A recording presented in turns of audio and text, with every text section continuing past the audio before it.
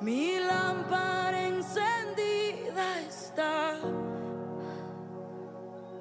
la tierra está gimiendo por el que vino y que vendrá. Llámalo, ven, ven, ven, ven, ven, Mesías, ven, que tu pueblo te espera, tu pueblo te espera. Y ven, ven, ven, ven, ven, Mesías, ven, que tu pueblo te espera, tu pueblo te espera. Ay, quiero verte, ay, quiero verte, oh, ay, quiero estar preparado para verte, para verte. Y mi templo y he preparado que mi lámpara encendida está, y la tierra está gimiendo por el que vino y que vendrá. Llámalo y ven, ven, ven, ven, ven, oh Mesías, ven, que tu pueblo te espera, tu pueblo te espera. Y ven, ven, ven, ven, ven, oh Mesías, ven,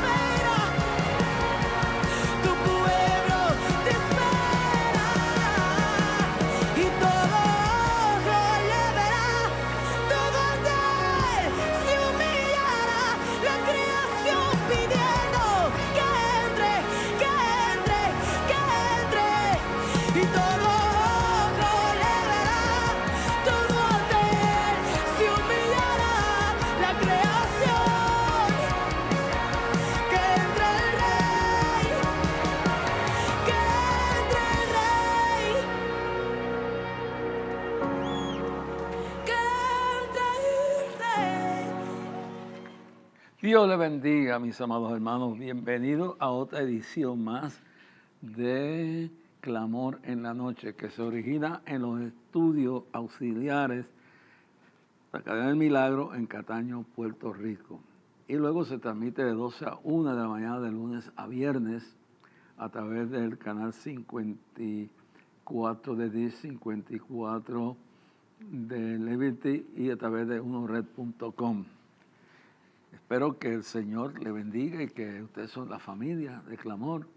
Esta noche, que esté relajado, si no está durmiendo. Sé que Ana y Freddy, que me están escuchando, son gente como mi familia. Llevan conmigo años. Y Freddy, voy a ver si saco un día ir allá a Ponce a verte de nuevo. Y a Ana y a toda tu familia, te deseo lo mejor. Y así que Dios los bendiga a todos.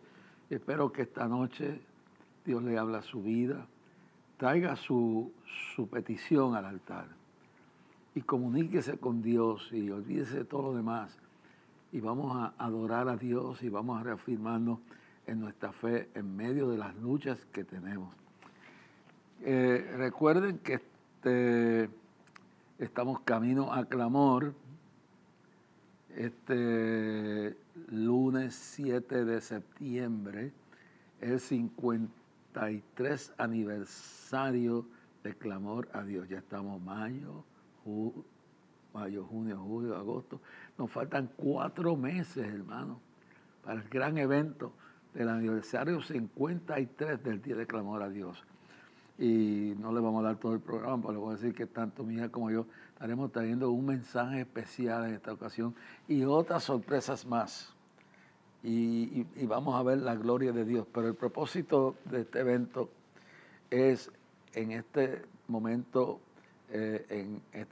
final, cuando estamos en la batalla final, donde estamos camino al rapto, cuando estamos viviendo el tiempo final, donde la confrontación final está comenzando, cuando se está cumpliendo Apocalipsis 12:12, que dice: Satanás, sabiendo que le queda poco tiempo, ha descendido sobre los habitantes de la tierra y del mar.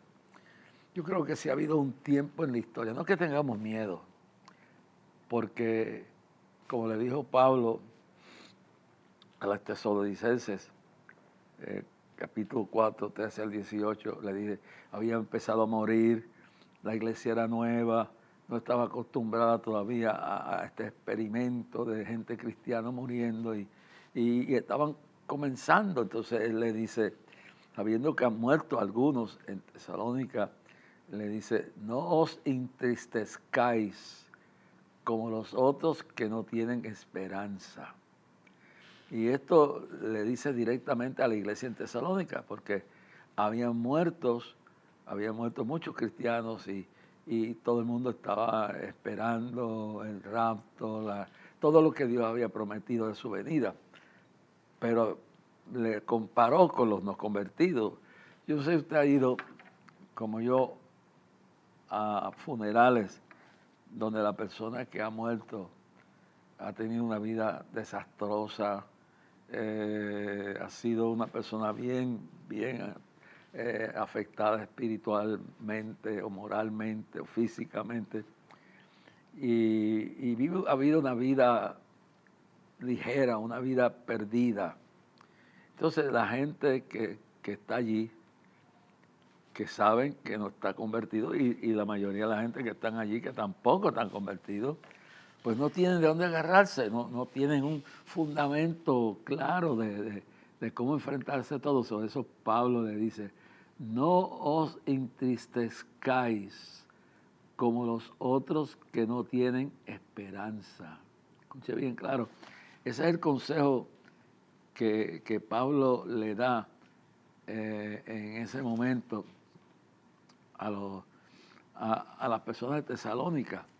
Y le dice bien claro: no os entristezcáis como los otros que no tienen esperanza. Escuche bien claro. Y él le recuerda, dice: mire, ustedes tienen la esperanza de la bienaventurada esperanza. Ustedes se han convertido, ustedes han arreglado su vida con Dios, ustedes se han puesto al día y al orden. Entonces, usted se ha ido a un funeral donde El que ha muerto es una persona que ha vivido públicamente una vida desastrosa, una vida de adulterio, una vida de crimen, una vida de violencia, una vida totalmente hundida y atada por el pecado y por el mundo. Y usted lo que ve es una angustia. Y por eso me gustaría empezar el programa leyendo esta escritura de Primera de Tesalonicenses, del versículo 13 al 18, porque yo no sé cuántos de ustedes que sus familiares han muerto en estos días, han ido con el Señor. Yo he visto algunos anuncios de esto en Facebook. Fulano perdió a su mamá, gente buena, gente que se han ido con Cristo y gente que han reconocido a Cristo antes de morir. Entonces a veces, si son recién convertidos, los que quedan vivos no saben lo que hay. Pues esto es lo que Pablo, y quieren, no sé por qué, creo que hay mucha gente sufriendo porque no estudian la Biblia o no le enseñan dónde está en la palabra. Y cuando usted dice bien claro que escudriñar las Escrituras, porque ellas son las que dan testimonio de mí. Ellas son las que nos alertan, las que nos enseñan. Y dice que donde no hay conocimiento, donde no hay entendimiento, donde no hay conocimiento, perece la gente por ignorancia. Entonces, yo no sé si es que al principio del programa hay familias enteras que han perdido un familiar, que están enfrentándose, y algunos de ustedes son cristianos, algunos no lo son, pero yo quiero que cuando termine esta parte voy a orar por todos los que están padeciendo la muerte, la pérdida de un familiar trágicamente, cosas que no esperaban. Pero mire, le está hablando Pablo a la iglesia en Tesalónica. Es una iglesia nueva, estaba comenzando y eran los primeros creyentes que morían después de la resurrección, la muerte y la resurrección de Cristo. Y vamos a leer del capítulo 13, del capítulo 1, versículo 13 en adelante, ¿ok? Del capítulo 1, sí, aquí bien claro lo tenemos. Vamos a ver, perdóname. Tesalonicenses 1, vamos a corregir, Tesalonicenses 2, 3, 4, no. Del capítulo 4. Vamos a leer del capítulo 4 de la primera epístola de Pablo a los Tesalonicenses para tenerlo claro. Ok, ya tenemos esto claro. Estamos leyendo del capítulo 4, del versículo 13 al 18. Le estamos hablando a un grupo de personas que hoy tienen incertidumbre, a dónde han ido sus familiares, están tristes, no saben qué hacer, pero hay consolación. El único que sabe realmente si en el último momento puede ser que la vida que la persona vivió fue un relámpago de momento y murió. Pero hay gente que antes de morir han tenido una experiencia y nosotros no lo sabemos. Por eso es que hay que tener las cosas arregladas, hermano. Por eso es que hay que convertirse, hay que reconciliarse, hay que poner las cosas al día. Entonces vamos a hablarle a cada uno de ustedes para que también, si usted no se ha convertido, se convierta, para que se prepare, porque yo le quiero decir, yo cuando no estaba convertido, era un joven rebelde, hice sufrir mucho a mi madre, fue una vida de pecado, pero era un idealista, era un activista en las filosofías políticas que creía y todo esto. Bueno, pero una vez, y vivía con miedo a la muerte, es decir, cuando yo no podía ni pasar frente a una funeraria y le tenía miedo a la muerte. ¿Por qué? Porque yo no sabía qué me venía. Yo no le hacía caso a las prédicas de mi abuela y de mi mamá. Yo no quería ni visitar, era forzado que visitaba una iglesia. Pero la fe viene por el oír y el oír por la palabra de Dios. Por eso es tan importante que la iglesia recupere la escuela dominical, las clases bíblicas una vez en semana. Todo esto, los cultos de oración, los retiros de ayuno, todo esto para enriquecer la vida espiritual, todo porque tenemos que estar preparados. El día ni la hora, cuando vamos a morir, no lo sabemos. Lo que sí sabemos, que Hebreos dice, que está establecido los hombres, y eso incluye a la mujer, que mueran una vez. O sea, físicamente se va a morir en algún momento, a menos que Cristo no venga, usted se vaya en el rapto y todo eso pase. Pero vamos a leer esto tranquilamente. Recuerden que escuchan la cadena de clamor a la medianoche. Si usted recibe una bendición espiritual, física, una sanidad, Dios ha hecho un milagro en su vida. Y este programa, a través de la cadena del milagro, a esta hora, de 12 a 1 de la mañana, Dios le ha contestado una petición. Dios ha hecho algo especial en su vida. Comuníquese con nosotros y escríbanos a Jorge Rasky o Clamor a Dios, P.O. Box 3295, Bayamón, Puerto Rico 00958. Ahora, y puede comunicarse con nosotros, vuelvo y le digo, escribiendo a Clamor a Dios o Jorge Rasky, P.O. Box 3295, Bayamón, Puerto Rico 00958. Ahora, vamos a buscar el capítulo 4, versos 13 al 18, y vamos a leerlo. Aquí Pablo le habla a una iglesia que está sufriendo. Ellos es la iglesia primitiva, es la iglesia nueva. No habían experimentado esto y algunos de la congregación están muriendo, están yendo a la eternidad. Entonces, parece que hay gran tristeza en la iglesia. Y en el verso 13 dice, tampoco queremos, hermanos, está hablando a los creyentes, que ignoréis acerca de los que duermen, de los que han muerto. Porque Pablo quiere que vean la muerte como algo relajante, no como algo con miedo. Pues si tú andas bien con Dios, no tienes que tener miedo. Ok, tampoco queremos, hermanos, que ignoréis acerca de los que duermen, los que han muerto, para que no os entristezcáis, y repito, para que no os entristezcáis como los otros que no tienen esperanza. ¿Quiénes son los otros?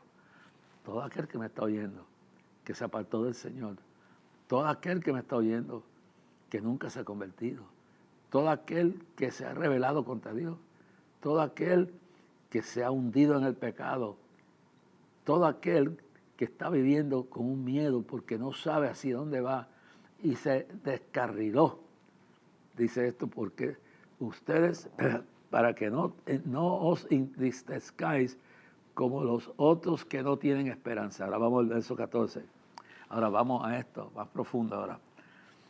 Porque si creemos que Jesús murió y resucitó, si creemos que Jesús murió y resucitó, así también traerá Dios con Jesús a los que, dice la palabra para ponerla como algo más tranquilo, más relajante, en vez de decir los que han muerto, dice los que duermen, porque es como un sueño, aunque están conscientes, pero es un descanso, dice.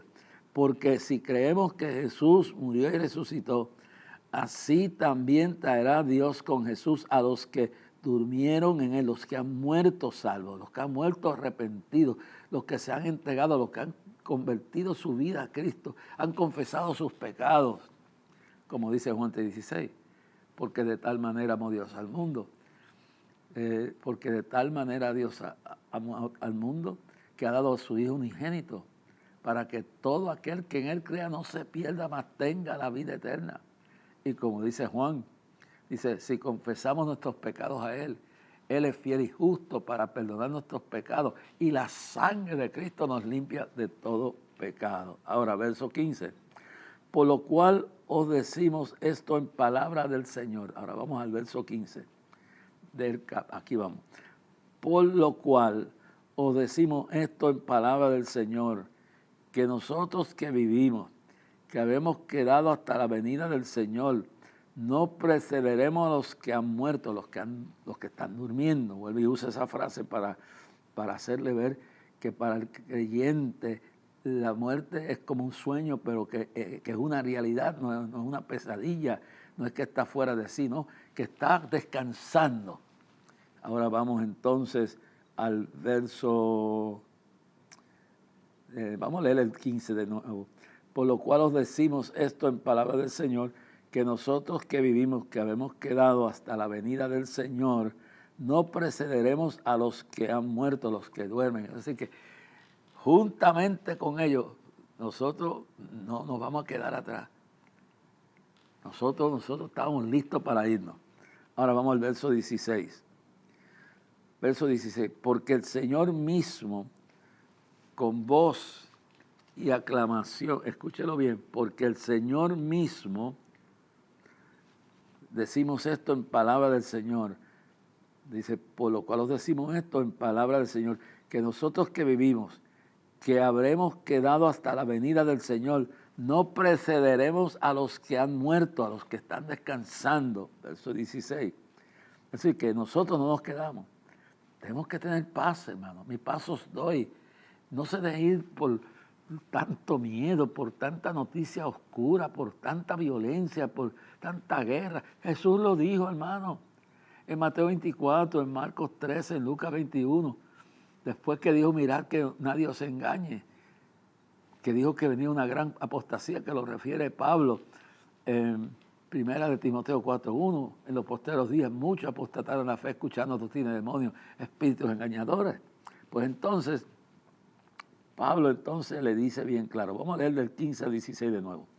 Por lo cual os decimos esto en palabra del Señor, que nosotros que vivimos, que habremos quedado hasta la venida del Señor, no precederemos a los que duermen, a los que han muerto, a los que están descansando, esperando el momento de la resurrección. Entonces dice esto, porque el Señor mismo con voz de mando, con voz de arcángel y con trompeta de Dios, descenderá del cielo y los muertos en Cristo resucitarán primero. Oh, vale la pena ser fiel hasta la muerte, hermano. Si tenemos esta esperanza, lo que el Señor, y después seguiré, lo que estamos viendo, hermano, si tenemos esta esperanza en nosotros, sí, Jesús lloró cuando su amigo Lázaro murió, se lloró por el amor, por la pérdida de un amigo. Pero en el caso de los que no son salvos, de los que no han tenido una experiencia personal de salvación, de arrepentimiento, es angustia, porque desconocen, no saben qué le espera a esa persona y qué le espera a ellos. Pero entonces, en el verso 17 dice, luego nosotros los que vivimos, los que hayamos quedado, seremos arrebatados juntamente con ellos en las nubes para recibir al Señor en el aire y así estaremos siempre con el Señor. Y lo repito, luego nosotros los que vivimos, los que hayamos quedado, seremos arrebatados juntamente con ellos en las nubes para recibir al Señor en el aire y así estaremos siempre con el Señor. En otras palabras, los que estamos vivos, ese hermanito, ese esposo, ese hijo, esa hija, esa persona que amamos que está ahí en el funeral, está allá en ese ataúd o que ya se acaba de enterrar, escuche bien, dice la Biblia aquí, que dice, los que vivimos, los que nos hayamos quedado, tú y yo que estamos aquí viendo el problema, el dolor, no porque no tengamos esperanza, sino porque amamos a esa persona y lamentamos su ausencia. Pero mire lo que dice, seremos arrebatados.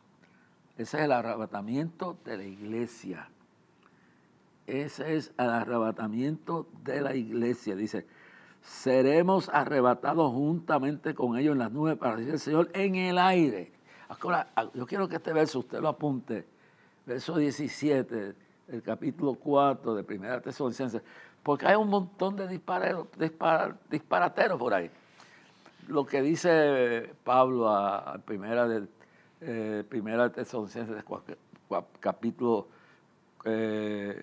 Primera Tesalonicenses, capítulo 4, y dice bien claro en Primera Tesalonicenses lo que le dice el Señor, bien claro, donde dice, no, en Primera de Timoteo, vamos a buscarlo aquí, ok, no, vamos a pasar aquí a Timoteo un momento. Quiero tener las cosas en su orden, ok. Pero el Espíritu dice, capítulo 4, verso 1, el capítulo de Primera de Timoteo 4:1, eso lo sé de memoria. Pero el Espíritu dice claramente que en los posteros días muchos apostatarán de la fe, escuchando a espíritus engañadores y a doctrinas de demonios. Escuche bien claro. Escuchando a espíritus engañadores y a doctrinas de demonios. Verso 2.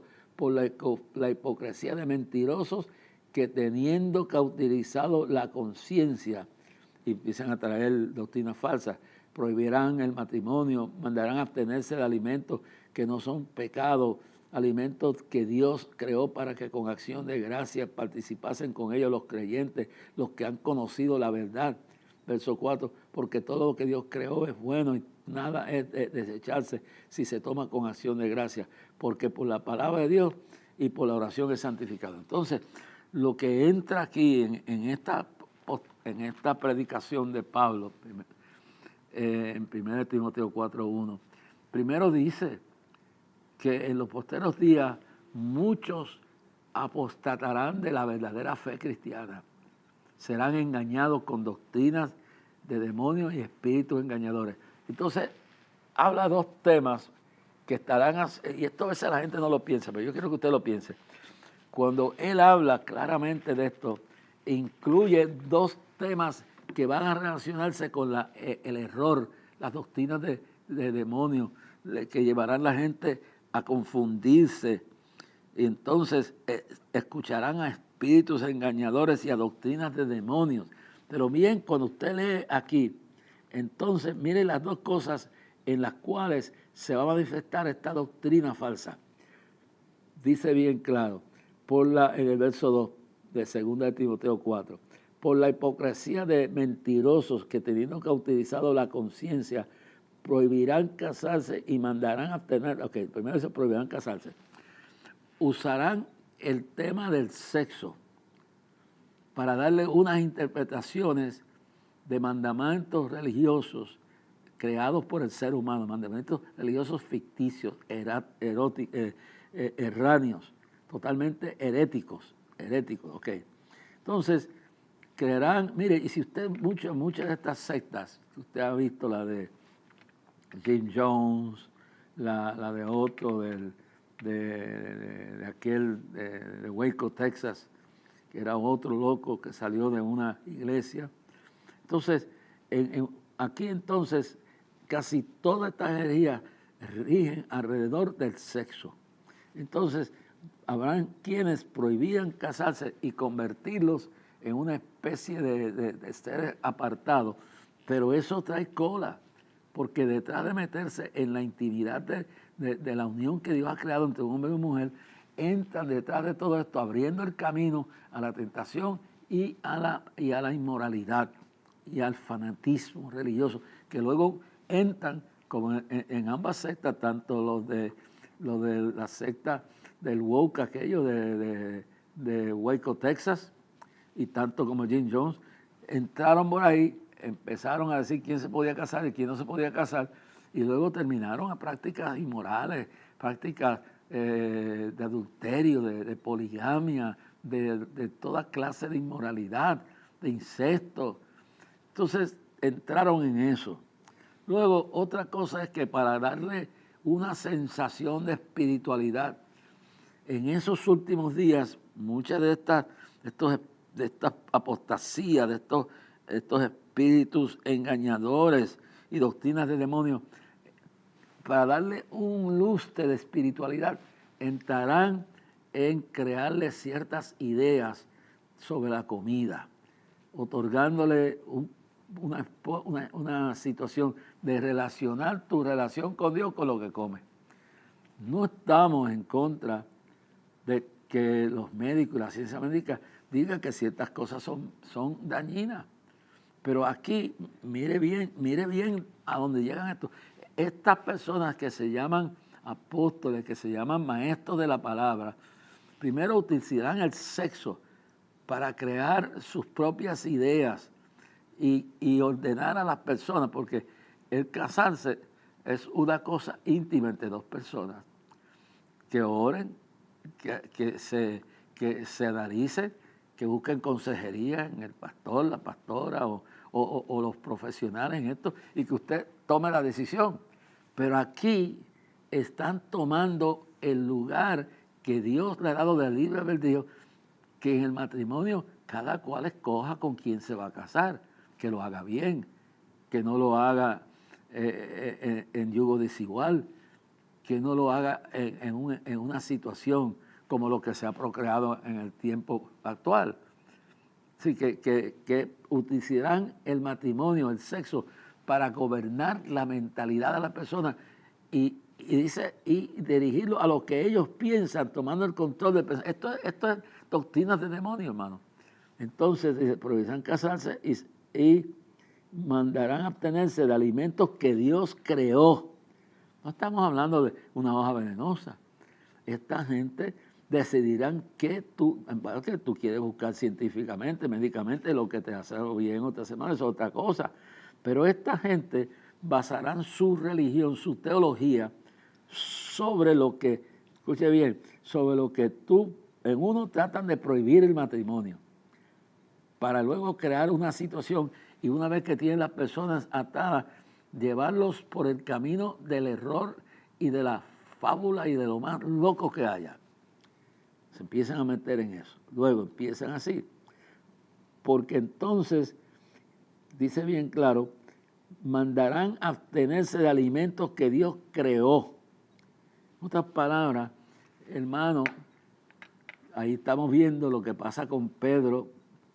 Ustedes se recuerdan, los judaizantes, que Pedro tuvo un problema porque Pedro quería seguir las mismas costumbres de alimentos, de comida, de rituales, todo lo del judaísmo, habiendo Cristo ya pasado todo esto y crucificado todos estos rituales, todo esto. Ahora, entonces entran en decirte que no puedes comer esto. Y bueno, si una cosa es por salud, es una cosa, pero este no es un médico, este no es un especialista, este es una persona, un grupo que ha decidido que no se puede comer este alimento. En otras palabras, algunos dicen que no se puede comer el cerdo, otros que no se... Bueno, yo he oído quien dice que no se puede comer carne.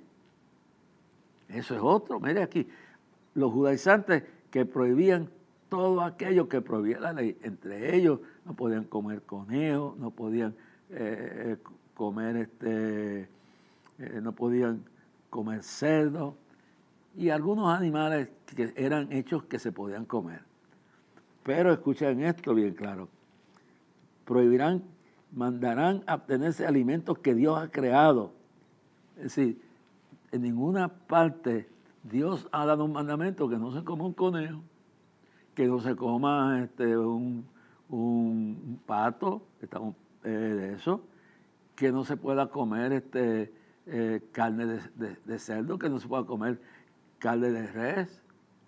Pero algunos van al extremo que no se puede comer carne de ninguna clase, porque te estás comiendo la vida. Hermano, es como los que prohíben, los testigos de Jehová, que prohíben el asunto de la transfusión de sangre, porque la sangre, la vida está en la sangre. Bueno, la vida del animal está en la sangre, pero el animal se puede comer. Pero, escuche bien claro, la vida del animal está en la sangre, porque ellos no creen en la inmortalidad del alma. Ellos no creen en eso. Ellos no creen en el asunto de la inmortalidad del alma. La vida del cuerpo, escuche bien claro, la vida del estuche, de la vaina, de la funda, el cuerpo, donde vivimos nosotros que somos el alma, porque el alma es la personalidad que tiene sentimientos, que tiene voluntad, escuche bien, tiene sentimientos, tiene voluntad, tiene inteligencia. Son tres elementos que constituyen el ser humano. Esos tres elementos de voluntad, usted está cogiendo una clase de teología profunda en el día de hoy, de voluntad, de sentimiento, de inteligencia, están en el ser humano. El animal tiene instintos, pero el animal no tiene los sentimientos ni la inteligencia que tiene el ser humano. Esos tres ingredientes los que nos hace humanos, y eso los tiene el alma, que es un cuerpo espiritual. El alma tiene sentimientos, inteligencia y voluntad. Y esa alma vive dentro de este cuerpo y se manifiesta y usa el cuerpo. Oye bien, claro, el alma que eres tú y está en la forma del cuerpo. Si viéramos un alma, veríamos exactamente la misma forma física que tiene el ser humano, porque Dios hace las cosas sabiamente. Entonces, el cuerpo escúchame, era inmortal en el huerto del Edén. Cuando en el huerto del Edén Adán y Eva pecaron, lo primero que ellos perdieron fue la inmortalidad del cuerpo, pero el alma mantuvo la inteligencia, mantuvo el sentimiento y mantuvo la voluntad. Dice, por eso dice, Jesús no dice el cuerpo, no dice el cuerpo que muriere, ese se perderá, no, el alma que pecare, esa se perderá. El cuerpo es el instrumento donde vives tú en la misma forma. Si se pudiera separar los dos, va a ser la misma cara, la misma apariencia. Tiene el cerebro, es como si fuera la computadora que Dios nos ha dado, de la cual, eso sí, la vida, escuche, la vida del alma está en la sangre. La vida del alma, porque la sangre que tiene esto ahí adentro, hermano, la sangre que está en el alma vive y usa la sangre para mover todo el cuerpo. Pero el alma es inmortal. Y entonces, el alma que pecara, esa morirá. Entonces, la vida del cuerpo es la sangre. Porque aún, mire bien claro, cuando el alma sufre una situación, el alma sigue viviendo. Lo único que se detiene todo su movimiento, que le da movimiento, porque la vida del alma está en la sangre, pero no está la vida del cuerpo, no está, la vida del cuerpo está en la sangre, pero el alma es inmortal, que aunque le da movimiento, el alma sigue. Es más, se han hecho estudios en el Hospital Bellevue, que aún después de horas y días de muertos, han puesto instrumentos a ver que el alma sigue funcionando. El alma sigue funcionando, entonces tú no estás destruyendo a nadie. Entonces, decir que no se puede dar una profusión porque es la vida del cuerpo es un engaño. La vida del cuerpo depende, escucha, que la vida del cuerpo no depende, escucha, del alma. Depende, escúchalo bien, la vida del cuerpo depende de la sangre, pero no la vida del ser humano, que es el alma. El alma no es el cuerpo. El alma vive dentro del cuerpo y lo que funciona para que el cuerpo funcione es el corazón y el alma, pero esa sangre no es la sangre no es la vida del alma. El alma tiene su propia existencia y su forma, manera de bregar con eso, hermano. Por eso dice que el alma que muriera y pecare, el alma que pecare, esa morirá, porque se separa de Dios. No es que le pegaron un tiro, que el alma murió, no. El asunto es que el alma es inmortal mientras Dios brega con esa alma. Entonces, se puede usar, siempre que sea compatible y sea seguro, la transfusión. Decir que no se puede usar eso es poner en peligro la vida de una persona a base de un error completo, hermano.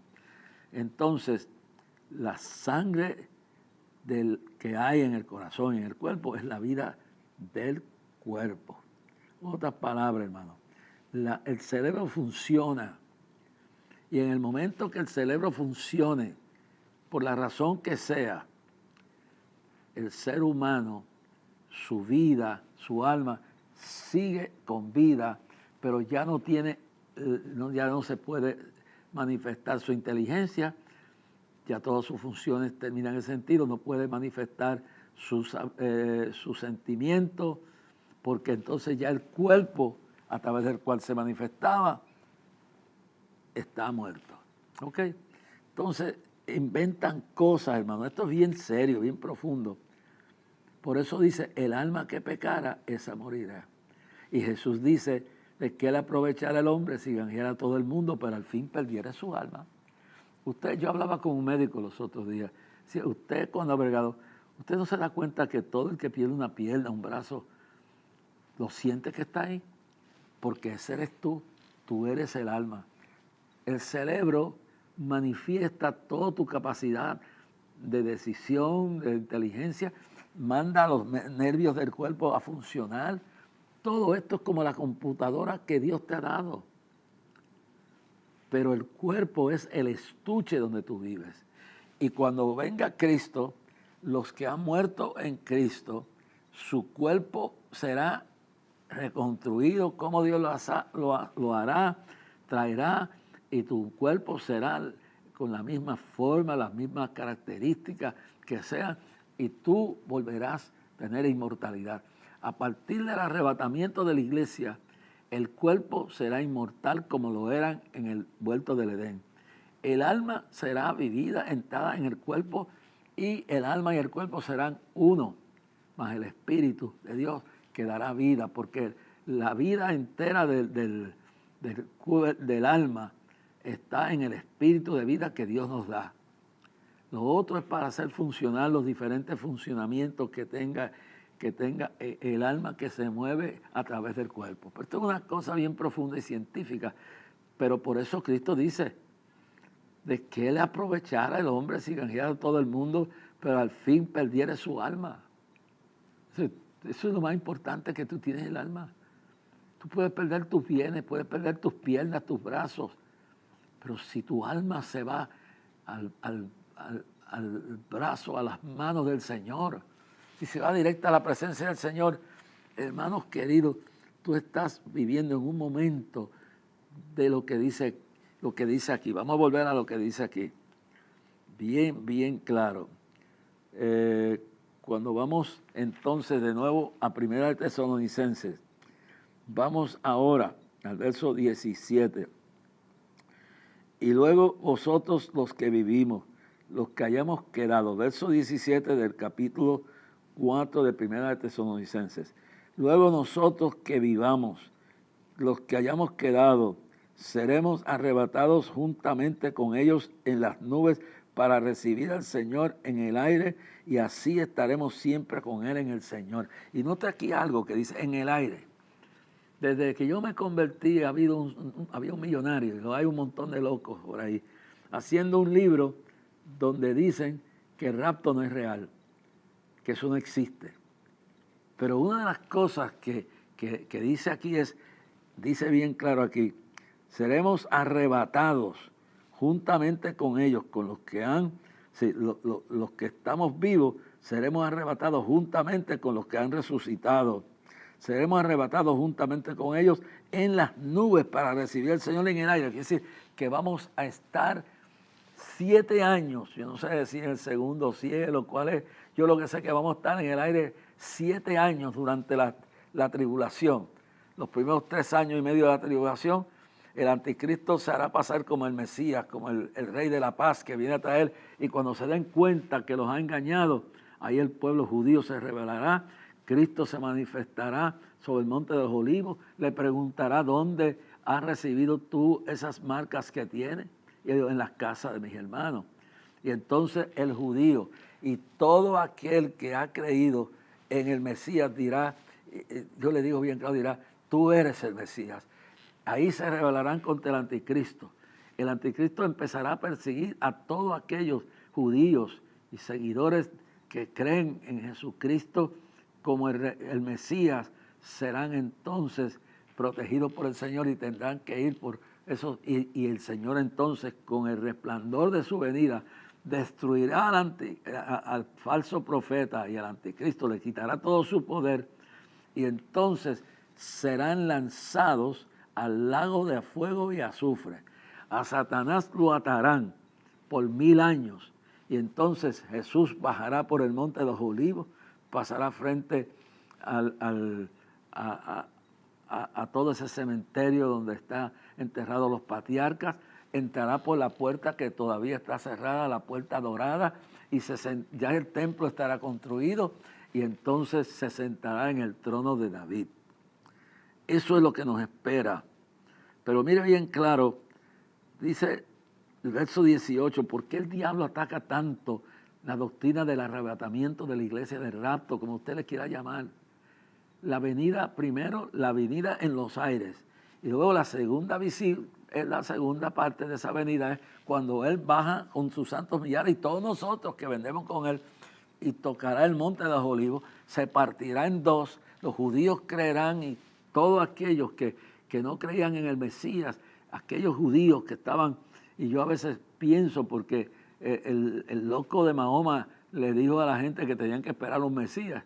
Yo no sé si antes que pase todo esto, los islámicos se den cuenta que el Mesías es Cristo, pero entonces los judíos en especial, en ese momento aceptarán a Cristo como Mesías, tendrán que huir, habrá una persecución, pero Cristo intervendrá y con el resplandor de su venida acabará con el anticristo, el hijo de perdición y el falso profeta, y los echará al lago de fuego. Entonces se bajará, se sentará en el trono de David y se declararán 1000 años de paz que no hubieron, donde el hombre se dará cuenta que por no haber puesto su confianza en Jesucristo, por no confiar en el Mesías verdadero, por no poner a Cristo en el centro, escucharon las mentiras del diablo, el odio, la guerra, el rencor, la inmoralidad, y por su propia voluntad, porque el diablo dice no deis lugar a él, al diablo, pero tú tienes un derecho. El pecado grande de Adán y Eva fue que ellos tenían una libre voluntad. El Señor le había dicho, ustedes no pueden comer del árbol del fruto del conocimiento del bien y del mal, porque de cierto moriréis. Ellos eran inmortales, el cuerpo no dejaba de existir, el alma estaba intacta, estaba conectada con Dios, no había enfermedad, no había muerte, no había nada que los llevara a la destrucción, al pecado, a la inmoralidad. La tierra daba su fruto, no habían tornados, no habían huracanes, no habían terremotos, no habían animales feroces. Era un paraíso. Pero el Señor le había dicho a Adán y Eva, del árbol del conocimiento del bien y del mal no comeréis. ¿Y por qué Dios puso? Yo una vez me preguntaba, ¿por qué Dios puso eso ahí? Lo puso para probar su libre albedrío. Dios no quiere nadie que le sirva porque lo que le va a dar, que si plata, que si esto. No quiere que nadie le sirva por miedo. Dios quiere que le sirvan voluntarias de su corazón, que decidan amar a Dios porque Él es el autor, Él es el Rey de Reyes, Señor de Señores. Pero le puso ese árbol para probar su libre albedrío. Me tocó años, pero lo entendí. ¿Por qué le puso eso? Porque Él quería gente que le sirvieran voluntariamente. Y cuando ellos desobedecieron y Eva tomó del fruto y después el marido se dejó ir por ella, porque el culpable más grande es él. Yo siempre he dicho que si ese hombre le hubiera rechazado eso a Eva, Dios la mataba allí mismo y le daba otra costilla, le hacía algo mejor. Pero aunque la mujer es la puerta por la cual por su desobediencia rompe su fidelidad y su obediencia a Dios, y entonces comienza la caída del ser humano. Lo peor es cuando este hombre que sabía igual que ella le cree esa mentira al diablo a través de Eva.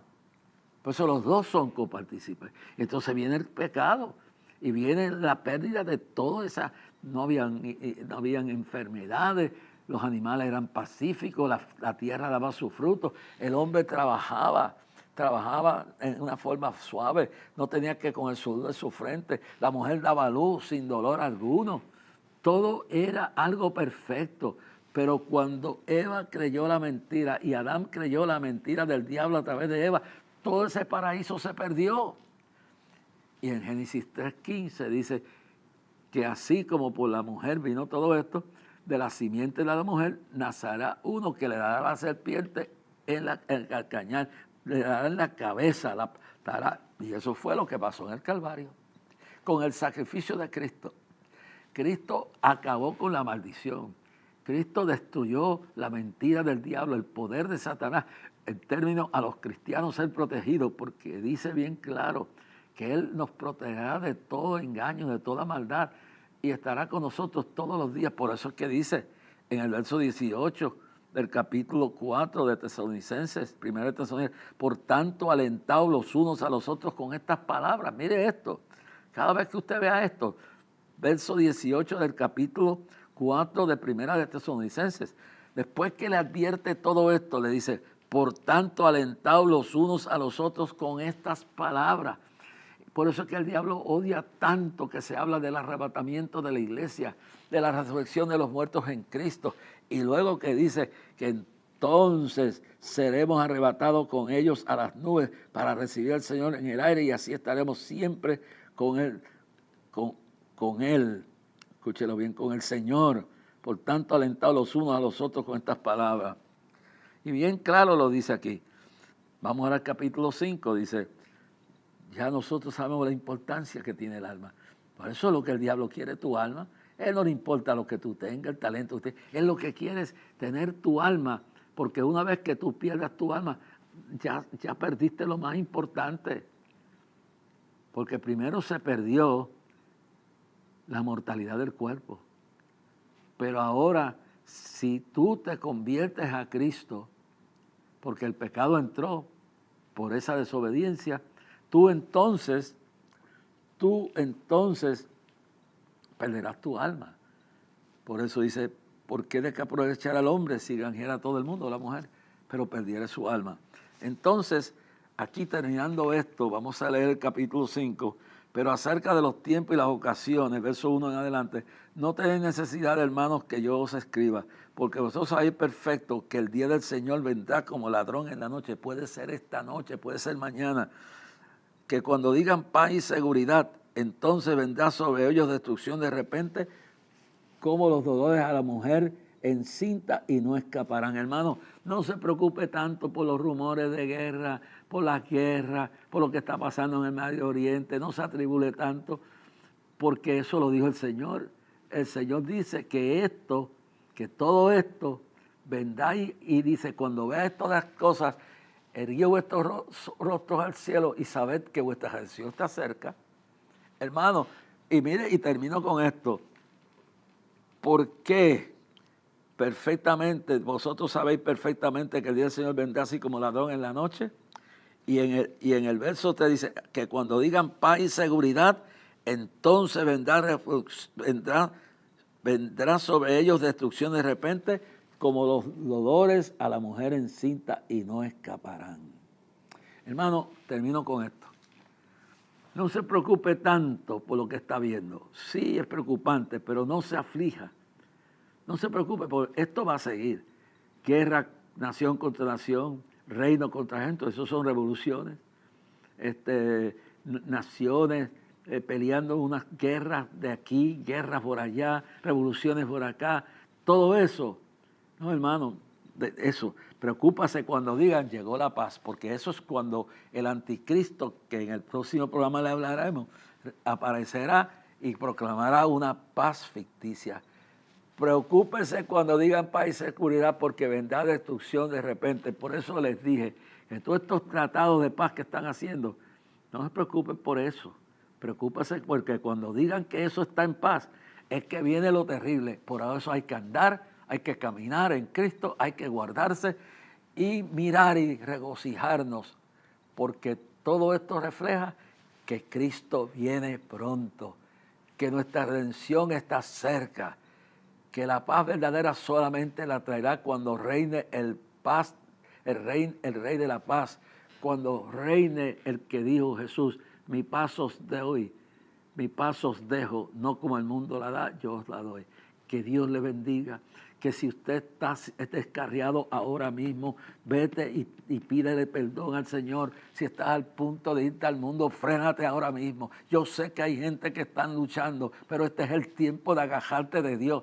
Este es el tiempo de buscar la presencia del Señor. No, tu alma está en juego. Olvídate, y cuando digan paz y seguridad, preocúpate, porque más cercana está la destrucción. Salva tu alma. Olvídate de la casa, olvídate del dinero, olvídate de la fama, olvídate de toda la gloria humana. Dice, ¿por qué de aprovechar al hombre si ganjeara el mundo entero, pero perdiera su alma? Pon tus ojos en Jesús, pide perdón, humíllate, reconcílate, confiesa tus pecados. Dile al Señor, he pecado, me he apartado, Señor, recíbeme. Y dice, si el justo cayere 7 veces, 7 veces se levantará. 7 de septiembre a las 10 de la mañana, frente al Capitolio, camino a clamor, esperando la intervención de Dios, la venida pronto de Jesús. Descansa en paz, tranquilo esta noche.